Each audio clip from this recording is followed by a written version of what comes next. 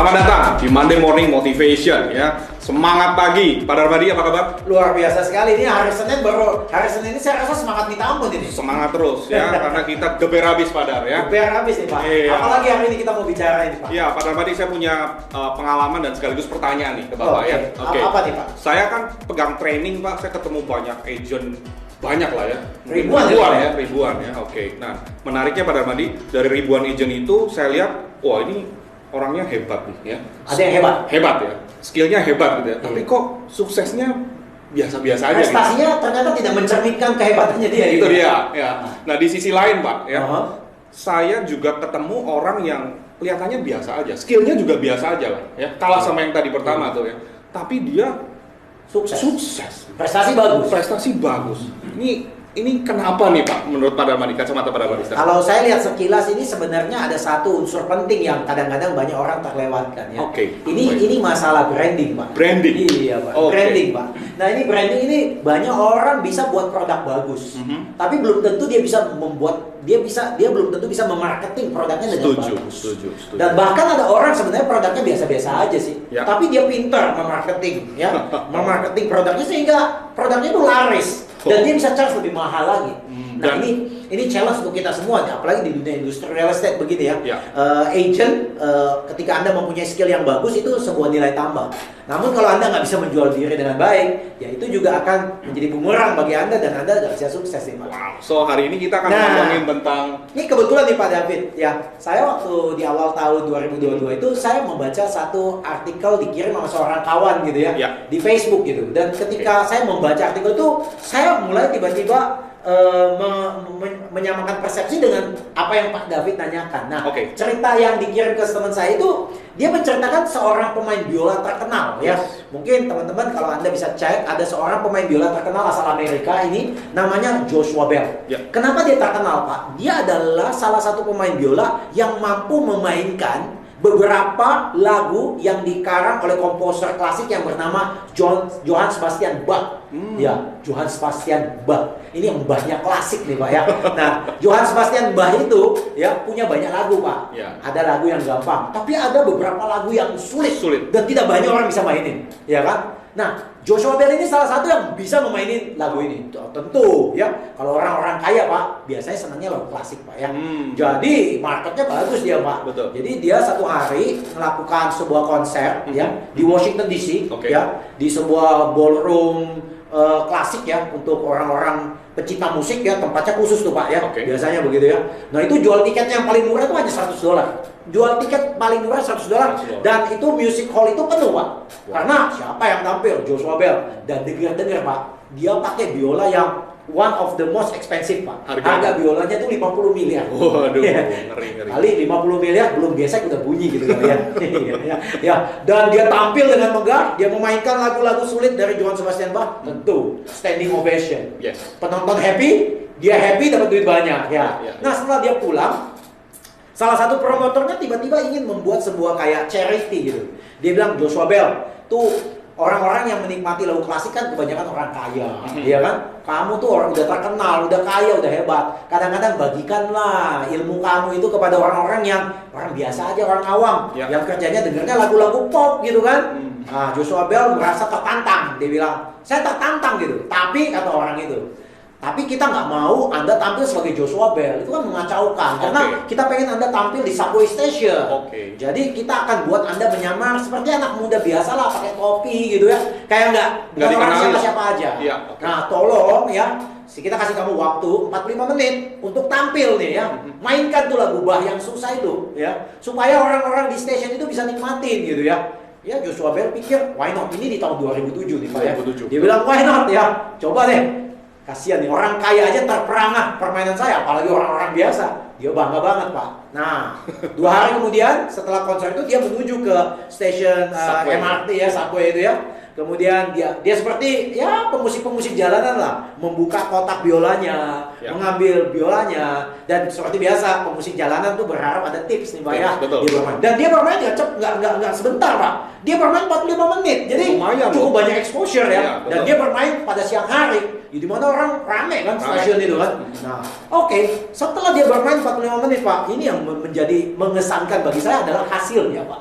Ya, ternyata di videoin, ya Anda bisa nonton di YouTube juga mengenai Joshua Bell ini, ya ternyata di videoin itu selama 45 menit itu ada 1097 orang lalu lalang Pak. Ya. Lalu lalang ya, lalu lalang lewat begitu saja di depan dia. Nah, anehnya ya, hanya ada 7 orang yang berhenti menikmati lagunya dia. Dari 1000 itu? 1000, hanya 7 orang berhenti ya. Okay. Ya. 27 orang sebenarnya berhenti dengar gitu ya. Ya. Tapi hanya 7 orang tuh yang serius dengar. Pay attention lah ya. Ya, ada yang berhenti sebentar jalan gitu ya. Okay. Jadi dari 1097 itu kurang dari 10%, kurang dari 1% itu kali ya. Hampir kurang dari 1% itu ya. Wow. Jadi orang sehebat apapun Joshua Bell ini dengan biola 50 miliar ditempatkan di stasiun yang rame, itu dicuekin dia Pak. Bisa bayangin nggak? Tragis dia. Dan yang paling tragis adalah setelah 45 menit ditunggu, ya, dia hanya mampu mengkolek uang $52.17 Pak. Padahal untuk beli satu tiketnya $100 satu orang. Ya. Ini Pak 45 menit hanya dibayar 52,17. Dan Pak, dari $52.17, $20 satu lembar yang masuk, itu karena orang itu tahu dia Joshua Bell. Oke. Jadi bisa bayangin nggak? Kalau nggak ada $20 itu hanya $32. Iya. Jadi masalahnya apa dengan Joshua Bell ini ya? Ya, produk kualitas lagu yang dikeluarkan bagus. Lah kenapa orang tidak appreciate dia? Nah, ketika saya mulai membaca hal ini, saya mulai memikirkan kayaknya ada beberapa hal yang mesti kita diskusikan supaya teman-teman real estate agent ini jangan sampai kasusnya kayak Joshua Bell. Betul banget. Terkenal tapi nggak dibayar. Terkenal tapi komisinya ditawar. Terkenal dapatnya open melulu gitu kan ya. Nah, ayo kita bahas satu persatu. Nah, pertama adalah yang kita mau bahas adalah masalah who. Oke. Ya. Who? Siapa nih Joshua Bell ya? Joshua Bell ini orang terkenal, ya. Tapi terkenalnya di mana? Terkenalnya di dunia klasik, Pak. Ya. Tapi orang-orang yang nggak kenal klasik nggak tahu dia. Ya. Joshua Bell ini orang sangat terkenal, ya. Tapi waktu dia tampil di stasiun MRT tadi, dia bukan siapa-siapa, Pak. Ya, karena dia nggak terkenal. Itu kelemahannya dia. Jadi kalau Anda jadi real estate agent, Anda punya kualitas bagus, tetapi di daerah target market area Anda, spanduk Anda nggak ada. Orang nggak kenal Anda, track record Anda nggak ada, customer Anda nggak ada, database nggak ada, yang Anda hebat, ya nggak ada apa-apa. Jadi poinnya terkenal ya Pak, harus penting gitu. Dikenal, bukan hanya terkenal saja. Ya, terkenal tentu dikenal ya. Yes. Jadi Anda juga mesti eksplor. Gimana caranya supaya saya terkenal? Bagaimana caranya supaya saya dikenal? Betul. Itu kan penting gitu ya. Nah itu Joshua miss di situ ya. Dia nggak terkenal, dia nggak dikenal ya. Ya akibatnya seperti itu. Yang kedua sebenarnya where ya. Target market penting Pak. Betul. Kalau dia main di music hall ya, music hall orang tahu music hall untuk lagu klasik. Betul. Orang-orang yang senang klasik akan datang ke music hall itu. Lah, dia main di subway station. Wah, mungkin musik rap lebih cocok di sana, Pak. Musik pop kali ya. Musik klasik nggak diterima di situ. Jadi, dia salah tempat, Pak. Dia salah tempat. Kalaupun salah tempat, dia mungkin juga salah outfit, Pak. Oke, iya, salah outfit juga Pak. Kalau di tempat music hall dia kan pakai jas, taksido, rapi gitu kan ya. Kalau tadi kita lihat dia pakai topi, iya, gembel. Ya gembel nggak dihargain lah. Banyak agent kayak gembel gitu Pak. Iya kan? Ya dia jago gitu, tapi pakai baju tuh orang tuh tutup sebelah mata ngelihat dia. Ini juga salah kan? Anda branding bagus, tapi Anda tampilnya kayak bajunya kayak gitu, ya kan? Nah, ya, yang berikutnya adalah who, where, when. Nah, orang kalau dia jadwal konser lagu klasik kan malam-malam, Pak. Ya, bawa pacar, bawa istri, datang keren gedungnya. Ya, AC dingin datang, keren, bawa tiket, ya kan? Keren, gua orang sukses. Ya, enak. Dengar lagu klasik malam-malam enak Pak, sambil menikmati suasana hall itu menerawang enak. Di subway station diputarin lagu Bach lagi Pak, lagu yang sulit lagi, sakit kuping Pak. Siang hari lagi. Siang hari lagi, siapa lagi yang berisik ini kan? Ya kan ya. Nah, yang berikutnya adalah how, ya kan? How. Nah, waktu dia di music hall concert tadi, ya pastilah 2 bulan sebelumnya udah penjualan tiket lah Pak, ya promosi di mana-mana gitu kan. Betul. Mungkin spanduknya udah banyak gitu, orang udah tahu nih. Betul. Joshua Bell bakal manggung nih, ya kan. Flyernya bahkan di sini tulis Joshua Bell tuh siapa tuh, lulusan mana tuh, ya udah cetak album berapa, dapat Grammy Award nggak gitu kan. Wah, kredibilitas dijual Pak, ya sehingga build up lah orang punya semangat. Betul. Nah yang terakhir, what? Ya kan? Yang terakhir adalah masalahnya what, ya kan? Nah, what ini adalah masalah dengan lagu yang saya tadi ngomong, ya kan? Ya lagu lah, ya. Lagunya dia tuh lagu klasik, Pak. Orang Subway jam 12 siang, Pak. Itu orang udah punya penat di kepalanya, Pak. Ya. Udah sakit kuping, pengennya denger lagu yang enak gitu, Pak. Lu kasih lagu klasik, tambah stres orang, Pak, ya. Jadi dia menjual di tempat yang salah, sama orang yang salah, waktu yang salah, dengan cara yang salah, Pak. Boyar, Pak. Joshua Bell, pemain violin terkenal di dunia pun nggak dianggap, Pak. Ya mungkin banyak marketing juga real estate agent yang kadang-kadang merasa nggak dianggap. Aku udah kerja baik-baik, aku bagus, aku nggak dianggap. Ya kadang-kadang kita jangan salahkan audiens kita kalau kita nggak bisa menjual branding kita nih, ya kan? Karena yang sebenarnya kita jual bukan hanya skill kita, Pak.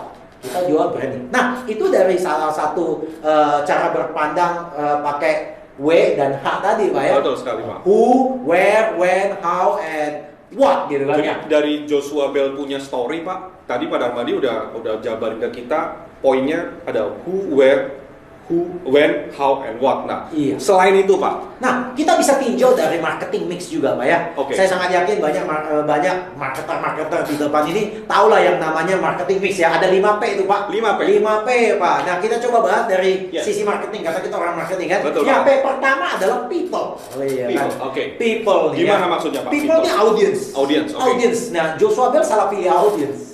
Ya, karena audiens di Subway itu tidak menghargai lagu klasik, ya. Ya, orang-orang ini tidak menghargai skill Anda, karena orang-orang ini bukan masuk dengan market Anda, ya kan ya. Jadi people itu kita mesti lihat tuh, siapa audiens kita nih, siapa customer kita, ya kan. Kalau kita berkecimpung di daerah, di perumahan yang banyak orang yang tinggal situ adalah profesional, lah kita sebagai profesional kita mesti ngerti profesional itu seperti apa, tepat waktu. Ya kan? Betul. Kalau ngomong, jangan salah ngomong. Janji A, besok kasih B. Marah orang profesional. Orang profesional itu mesti hitam di atas putih, clear gitu.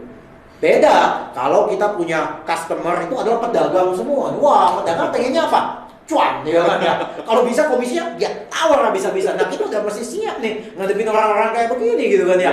Dan orangnya nggak gampang diyakinin karena mereka adalah pengusaha gitu ya. Nah, kita juga mesti tahu people. Ya. Nah, Pak Darmadi tadi bicara people, kemudian bicara mengenai time juga kan, waktu nih. Berarti si Joshua Bell. Nah, yang kedua ini dari marketing mix yang kedua adalah produk nih ya. Produknya bisa dua nih Pak David. Satu Joshua Bell-nya ini, pemain biola yang sangat terkenal. Yang kedua adalah lagu klasiknya dia. Nah, produknya ini nggak match dengan marketnya gitu ya. Nah, tadi orangnya, marketnya itu siapa yang dihadapin, strategi apa hadapin orang, kemudian produknya apa cocok nggak dengan marketnya ini. Ya, ternyata marketnya nggak cocok. Kenapa? Karena dia mainkan di yang place tadi. Dia mainkan tadi di stasiun Subway. Kalau dia mainkan di music hall, ya orang suka. Sudah jelas ya. Tapi dia main di Subway ya, place-nya salah lagi nih ya. Orang tidak appreciate dia main di situ. Yang keempat, promosi ya. Ya nggak dipromosiin lah Pak. Dia datang buka casing dia main. Nggak ada promosi sama sekali. Coba kalau ada announcement. 2 hari lagi Joshua Bell akan main di sini nih.